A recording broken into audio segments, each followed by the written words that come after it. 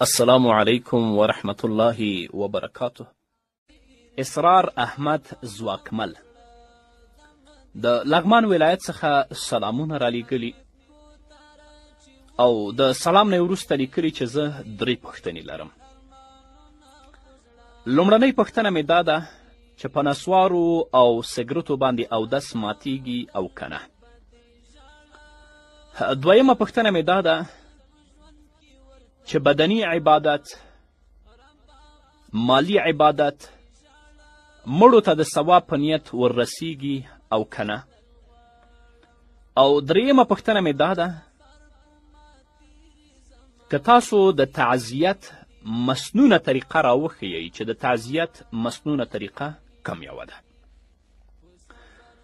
د لومړنۍ پوښتنې په ځواب کې دې باید ووایم چې له نورو ماتونکو شیانو څخه علاوه اودس په هر هغه شي باندې ماتیږي چې په هغه کې نشه وي،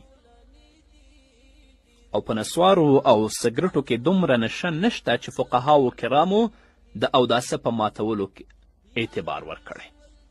یعنی کمې نشې ته چې فقهاو د اوداسه په ماتولو کې اعتبار ورکړی، دومره نشه په نسوارو او په سګرټو کې نشته. نو لحاظه په دغه دواړو شیانو باندې یعنی په نسوارو او په سګرټو باندې اودس نه ماتیږي. البته د بدبویي د لرې کېدلو دپاره د خولې پرېمینځل دا ضروري دي. همدغې مسئلې ته علامه ابن عابدین شامی رحمه الله په رد المحتار کې په 6 جلد کې 459 صفحه کې کتاب الاشربه کې پوره وضاحت ورکړی. وخت کم دی چې د هغه عبارتونه زه تاسو ته ولولم.